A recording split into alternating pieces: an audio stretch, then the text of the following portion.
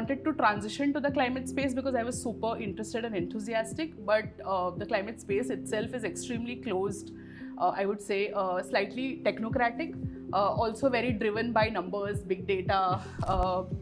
People who have had background in basic sciences have always been welcome in the space, and people like me who have studied humanities somehow have always felt out of place.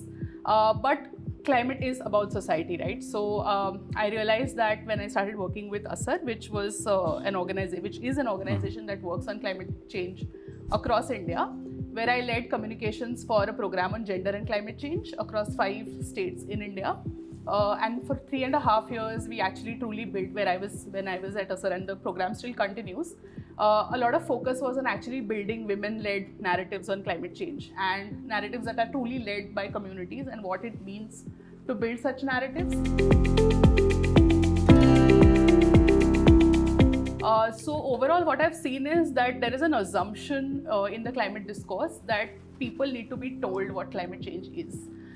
Communities, majority audience, majority people who actually face the harshest impact of climate change, there's a very top-down narrative that through numbers, through scientific narratives, through research papers, there is a certain section of the society that needs to tell communities what they are facing, what it is, unpack it for them, and also possibly solve for it, which is a very, very problematic narrative in itself. My experience on ground and my experience of having interacted with various communities over these years has been very, very different. I feel it's more of a language and articulation difference than an understanding difference. A lot of communities actually understand that something is changing drastically, and they are actually most impacted by it. An example, while we were working in Odisha with a bunch of indigenous women in a region called Koraput, they were actually one of the exercises that we were doing with them was to understand how whether they are seeing a change in the weather pattern. And the way in which they were articulating it was through how their festivals have shifted. So none of them, even in Odia, because we had a translator and an interpreter, even in Odia, the language that they were using were not literal translations of the same words that we use in our day-to-day lives, right? Or in the way in which the larger climate discourse articulates it. So, for example, they were talking about the whole sowing festival, which typically happens between June and July, and how it is now shifting to August and September, which means something is drastically changing and shifting. They were talking about how their diet is shifting and changing. Like they have been heavily dependent on foraging from the forests and eating mushrooms, eating whatever is available, the non-timber forest produce as we call, for a very long time now, and it's getting worse year on year. The amount of stuff that they get out of the forest, it's not enough to sell, but it's not even enough for them to consume in the house.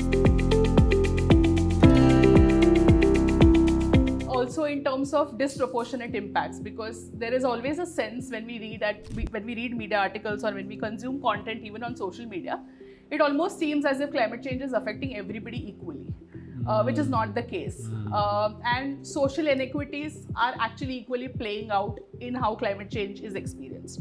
So climate change is not very, very different from society, from the power dynamics that are there already in our existing society, the inequities that are there. It's just playing out in different ways through the climate discourse.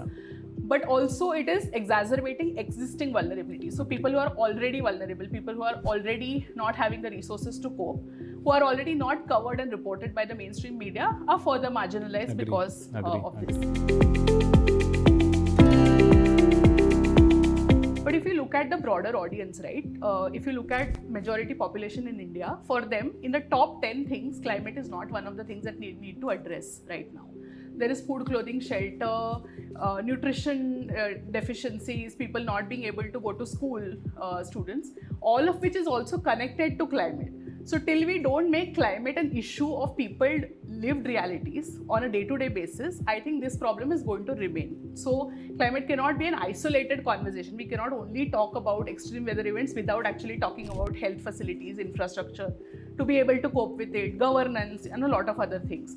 So I feel there needs to be an integration of how we talk about climate, and that nuance building, I think, has to happen at various levels. And media is one, but also how are we building narratives? Even on social media, if we see, this narrative is not there. It's either the doomsday narrative ki sab khatam ho raha hai, or it is the whole thing of sustainability, ESG, GHGs.